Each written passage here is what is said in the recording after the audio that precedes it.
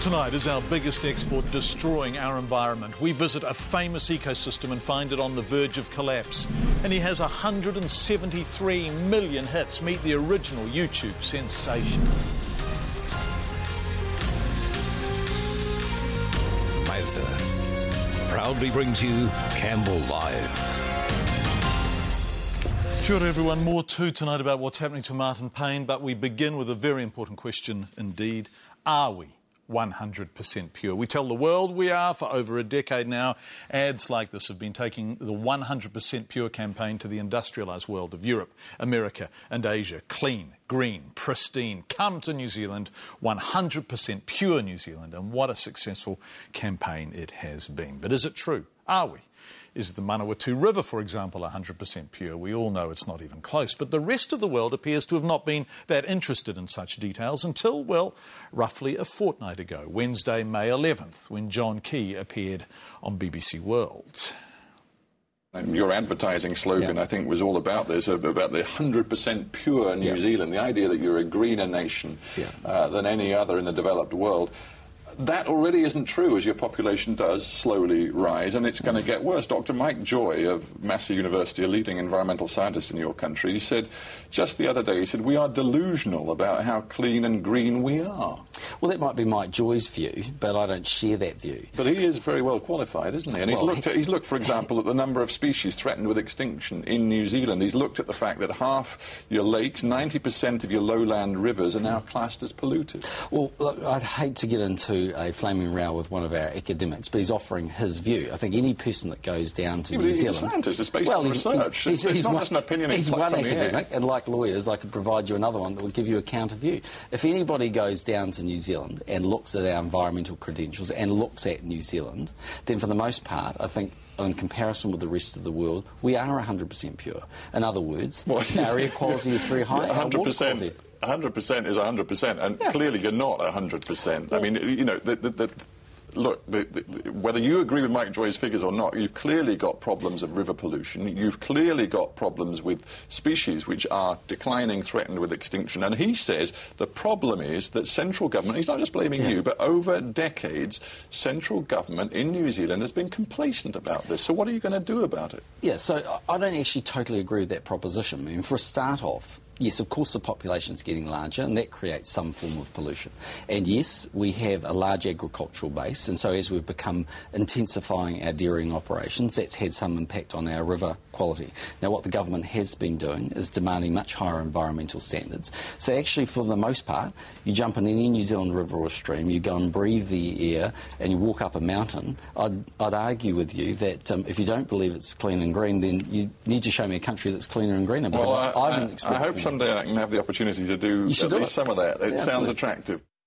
John Key talking to Stephen Saka on BBC World, 100% pure. We wanted to investigate further, so we chose an area where old New Zealand, remote, unspoiled and even, yes, pure, was coming into contact with new New Zealand, intensive dairy farming. We picked the Waituna Lagoon in Southland's globally renowned Awarua wetlands. Indeed, it's so renowned that in 1971 it was declared, and I quote, a wetland of international significance at an intergovernmental meeting in Iran. New Zealand signed a treaty promising to protect it, and today, 40 years on, scientists say it's dying. Jendi Harper in what used to be 100% pure New Zealand. He's a fish and game officer wanting to protect a rare resource. She runs the regional council, and this environmental emergency is in her patch. And he's tangata whenua, here on behalf of his iwi to save a wetlands it has used for hundreds of years. And when all three talk about Waituna, there is a word they use in common. If it flips, it will be irreversible. Our scientists are saying it's in danger of flipping. We're concerned that this one here might go the same way and flip. Flipping is not a good thing way down here on the windswept Southland coast.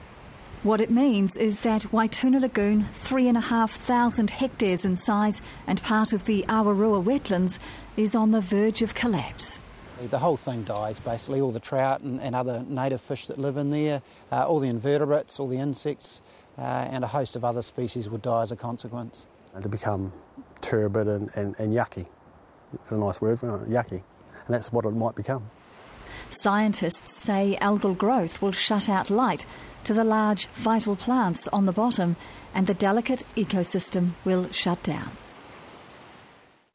And they warn that once this lagoon is lost, it can never be returned to a pristine state. You can't get it back. It's irreversible. It's like losing a species, really, like kakapo dying out or something. Zane Moss says this lagoon was relatively healthy up until a decade ago.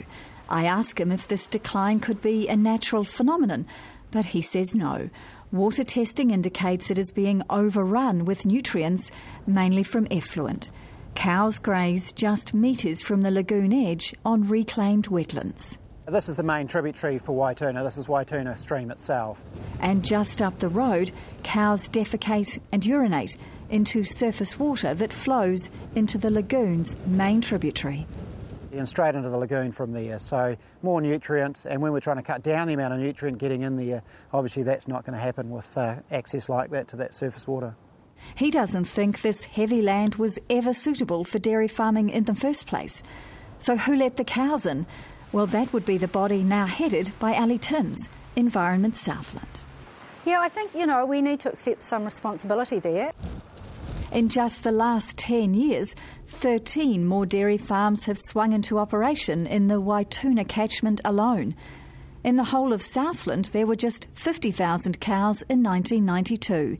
In 8 years, that figure climbed to 170,000, and today it stands at just over 458,000. Do you think there's too many dairy farms in Southland?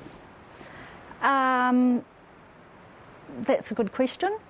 I think that people have come into this area and converted to dairying because it's inexpensive.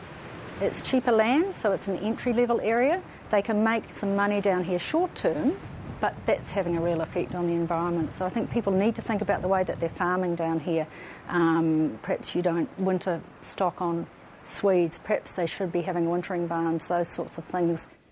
It's the speed of the demise which has caught everyone off guard. I'm not satisfied that the Waituna Lagoon has been managed up to the standards that I would expect. The Regional Council, Environment Southland, has been too slow in putting in place the sort of controls that would protect this pretty special lagoon. And we've been aware that there's been some declining water quality down here, but we've really just been caught on the hop with the ramping up of all the really steep decline that's happened in the last couple of years. Nick Smith is coming to Waituna in July. Ali Timms says he should bring his chequebook. The clean-up could cost millions. And she's calling on industry, Fonterra, to help out too.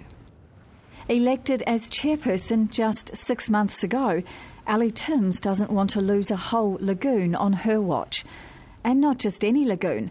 Waituna is a RAMSAR site, internationally recognised.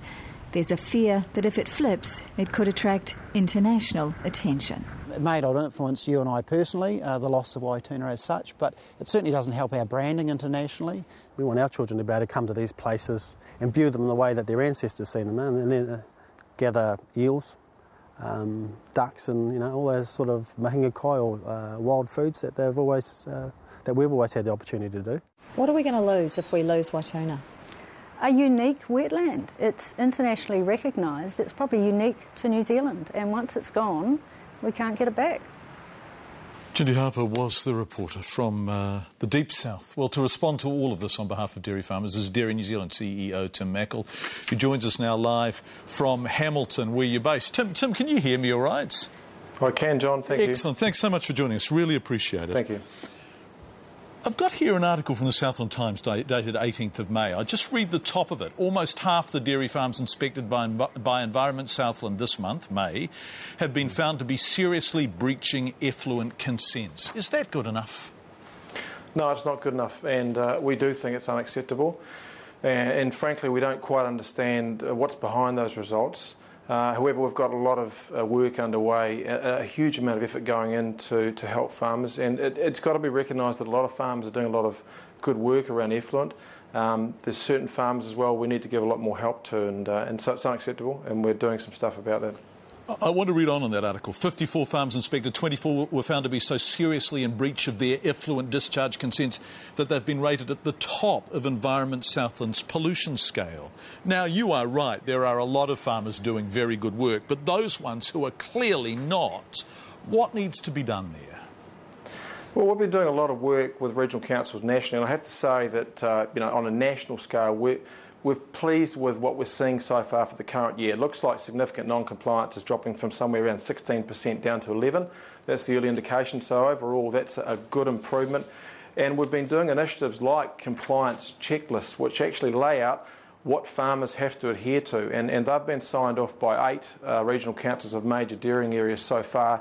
It gives confidence to farmers that they know what they need to adhere to, and it gives confidence to the regional authorities that they have communicated what's important, so the goalposts are set down and we can get on and move. So I think overall those sorts of initiatives are going to be key, and the rules are the rules, and if farmers don't comply then there will be consequences, but we have some more clarity now across the nation on what's important. OK, Tim, can I come back to you? How much clarity do you need exactly? You used to figure then 11% significant non-compliance. If my maths is right, that's about 1 farm in 9. Is that correct? Yeah, it is, but you've got to understand it's quite a complex issue, John, in terms of what is significant non-compliance, and unacceptable effluent going into creeks. And the pictures there, they're upsetting, and I'm sure a lot of the farmers in the Waituna area aren't happy either. I mean, I know that there's a sense of pride in that important water body for Southland and for the whole country from farmers. Many of them fish there, so I don't know the details behind what you just showed. But we're here to talk about the Waituna, and I think the important thing from our perspective is we do acknowledge the concern that Environment Southland, that locally we have. I'm actually heading down there tomorrow, as it were, to meet with Chairwoman Ellie Timms and her council to talk about the Waituna and other issues. Tim, do people like you and Ellie, when you talk, do you have now to discuss getting tougher on farmers who are significantly in breach of what is required of them? Is it time really to get tough on these guys? I think there are 2 issues here, John, we're talking about. We're talking about effluent non-compliance. It's an issue we just have to fix. We're putting a lot of effort into it. And yes, we are engaging not only with the council but with farmers. Farmers are getting involved in this too and taking a proactive approach. The other issue is the Waituna itself, and I'm not convinced that effluent itself is an issue behind any concerns around the Waituna. We've got a big science program underway now with University of Otago, Environment Southland scientists, our own scientists engaged there, to look at what the underlying causes are for concern with the Waituna. It's going to take some time, and then we need to understand what the solutions are and get farmers engaged. In other parts of the country, sorry, look, a lot of this makes absolute sense. It just, in terms of getting farmers engaged, shouldn't they be engaged by now? Goodness gracious, the Green Party, for example, has been saying this stuff for years. How long will it take before you can do much better than 11% significant non-compliance? How long will it take until across the board farmers are engaged? I think we're going to see some big improvements because, as I said, we've actually got our act together. We know that we've got capability to help farmers now. We've got clarity as to what's important, and we have tools and we have engineers to do the right thing. Farmers are spending lots of money. Some are spending hundreds of thousands on their systems to get them right. But again, getting back to the Waituna, I'm not convinced it's effluent. I don't think Environment Southland are. I'll be talking to them tomorrow. And so we need to understand what are the issues that are causing concern around that important water body and what are the solutions, and get farmers to buy into that, because in other parts of the country, Aori catchment in Tasman, for example, or Golden Bay, we've also had Lake Rotorua. Farmers there understand the issues, they understand how they can be part of the solution, and that it's been a tremendous response from them and from the community working together. We need to take a similar approach, but we need the facts, we need the science, and fortunately there's a good group of people onto that now. Dr. Tim Mackle, thank you very much indeed for joining us. Tim Mackle from Dairy New Zealand. In fact, he's the CEO of it. Lots of feedback coming in on that story and on that issue. We will bring it to you. But loads of feedback now on our story about 100% pure New Zealand. We have a crib close to the Waituna Lagoon and have holidayed there for 30 years. Since dairying exploded, we have watched our precious estuary become clogged with weed and the water quality deteriorate. Flounder are fewer, seals no longer come into the estuary, and sometimes the water stinks. Cows, cows, cows, help. That from Jocelyn Grace, who knows the area very well indeed, obviously. New Zealand isn't clean and green. The number of abandoned cars, piles of garbage you see in the countryside once you get off the main routes or look beyond the local village, we treat the place like a tip. That from Edward. John Key's promise of purity is a disconnect from the reality of our perfectly imperfect little island. Tell the truth. And if it's not good enough, we need new policies, not advertising rhetoric. That from Carl, and we should say those emails and their tone are overwhelmingly representative of the many, many emails that are coming in. Thanks so much for your feedback.